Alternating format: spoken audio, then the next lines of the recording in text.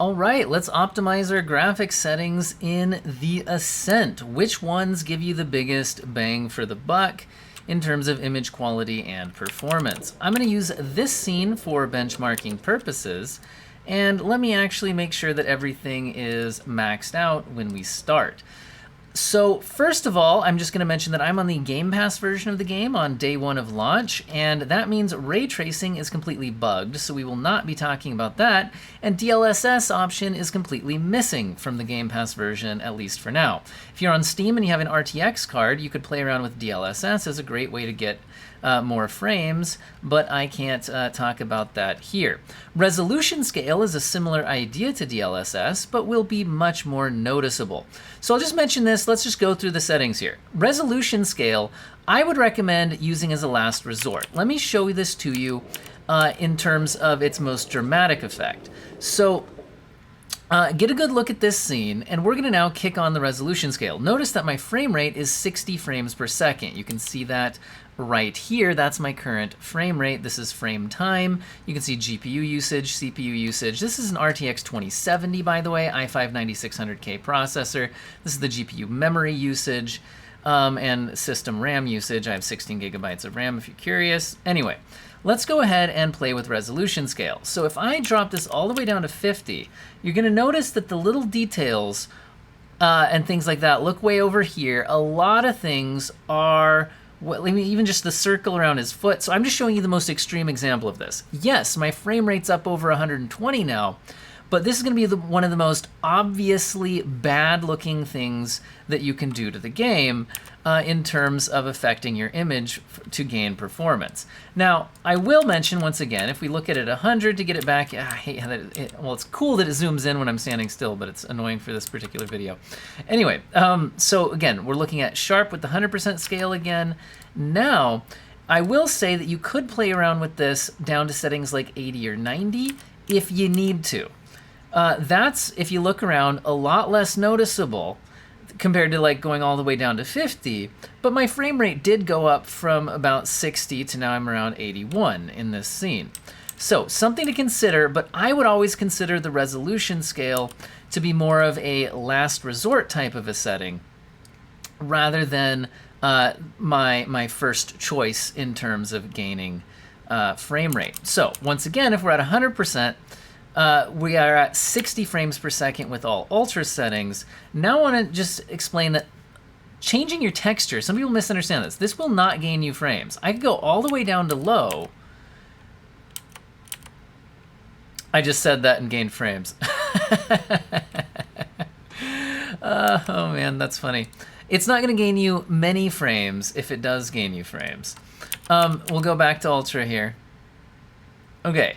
So there's not much of a frame rate difference, but low textures are going to be very noticeable compared to ultra textures.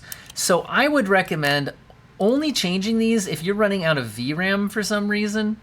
And yeah, other than that, just leave textures on ultra, and that's a good choice for most games, to be honest. Unless you're running out of VRAM, keep that setting turned up. Now, shadow quality. This one I've noticed is the best place to just go from ultra to high and see an immediate jump in performance. Look at that. Our current frame rate is now 71 frames per second. It was 60 when we were on ultra. And do you see a huge difference in the shadows here? I don't really see a huge difference in the shadows here. So a quick way to gain a huge amount of frames is just to jump from ultra down to high. Now you could push it further, but notice that medium doesn't really gain you much. I went from 71 to 72. So I think medium is the most worthless shadow setting. If we go down to low, I can actually jump another huge chunk of frames up to around 82, 83. So I just want to mention that I think the shadow settings you should use are either ultra, if you just don't need more frames, in which case why are you watching this video, or high, if you want a quick jump in frames without a hugely noticeable difference. Or you should use low if you're just really trying to get the frames. That's a very noticeable place. You're gonna see it visually, but you do gain a lot of frames for it. But medium makes no sense. You're not really gaining anything compared to high. So either be on high or low, or ultra. Medium stupid here. I would probably not go past high myself unless I really needed more frames, but hey, you might have a weaker GPU. Now, anti-aliasing. Let's switch everything back to ultra and remind ourselves that we're sitting here at about 60, 61 frames in this scene. Anti-aliasing, I haven't noticed a huge difference. Even if we go all the way down to low, my performance stays about the same. So I do not think that this is a place to gain frame rate. So if you're trying to gain frame rate, don't bother lowering your anti-aliasing setting. It doesn't really gain you frame rate. Notice on ultra, look at the little details on my character. Look at this little strip here. Like on that, I think if I go all the way down to low on anti-aliasing, you are not, right? Do you see it shimmery? It is definitely more aliased on that little bit of the costume there, in my opinion. And there's other places you could look to notice this as well. So you get a degraded image for what, right? It's basically the same frame rate. Okay, moving on to the next setting, let's play around with post-processing quality. If I go all the way from ultra, remember at about 60 frames per second, to low, it only gains me, okay, 8 frames per second. That's not a huge gain in frame rate, about 7 or 8 frames. And I feel like it has a noticeable effect on the image. So what if you did a less drastic change? So again, ultra looks like this, and we're at 60, 61 frames per second. What if you go down to high? It really only gains you 2 or 3 frames per second. What I'm trying to get at here is that post-processing is not one of the real like bang for your buck places to gain frame rate. There's taking a look at it at medium. So it really only gains you much by going all the way down to low from ultra, right? All the way down to low gets you a couple more frames there. So from ultra to low, there is a gain. You could do it if you need to, but I'm not gonna put it up there on a recommendation. Now, view distance in this particular scene that I'm in makes no difference whatsoever.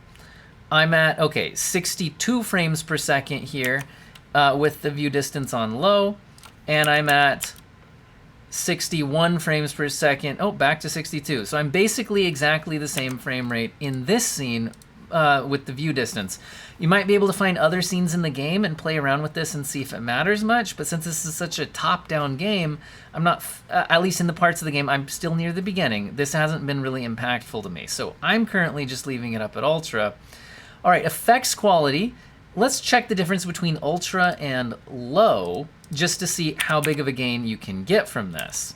If we go from ultra all the way down to low, we can gain from about 62-ish frames per second up to 73. So from ultra to low does have a noticeable difference here. But is it worth going all the way that far? So again, at ultra, we're sitting here at about 61. And then look at like the, look at this fire, okay? This is at low. And let's look at it at ultra again. Much more smoke, like it looks much better at ultra. So I wouldn't recommend going down to low. It seems very noticeable. What could we get if we just go down to like high, for example? Okay, so high gets us a few frames. I still get some smoke in the fire. This is much, you know, you get a couple of frames and it doesn't seem too noticeable, at least in this particular scene. What about medium? Medium, I still get some smoke on the fire. I mean, again, there's other effects in the game that are maybe more noticeably toned down than this. We're up to 69 frames per second, so it is a noticeable gain to go down to medium. Again, low does get you a chunk here, but again, no more smoke, nothing like that. Well, we're getting a little smoke there on medium as well, actually. Just a little bit. Seems like there's definitely less smoke happening on low. Jumping back up to ultra. So again, this seems like a place that you can make an impact to the frame rate. It's hard to say exactly where you should fall. I could definitely see going from ultra to high if you need to. Look at that compared to low, though. This fire looks much, much better.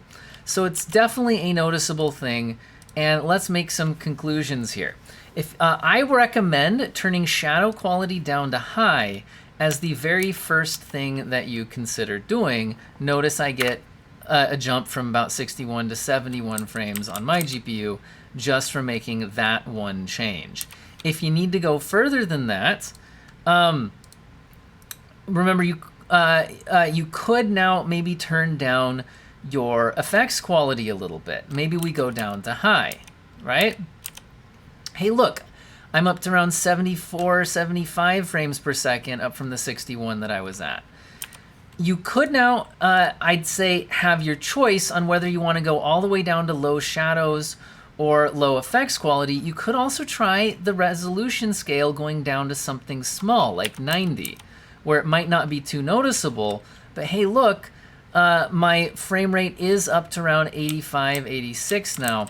It's going to be up to you to decide whether you prefer the look of a slightly reduced resolution scale versus turning down some more dramatic settings here, like shadows all the way down to low or something like that. Because I could go shadows all the way down to low and get to a similar frame rate to what I did with my resolution scale going down to around 90.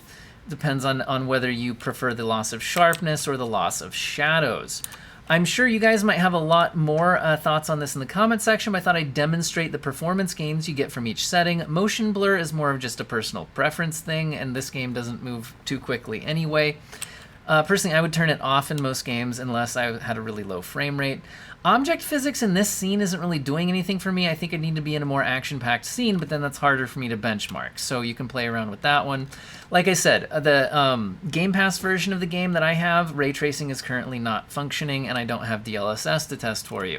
So that's what I've got for you. Let me know what you think in the comments section, and I hope that you have an excellent day.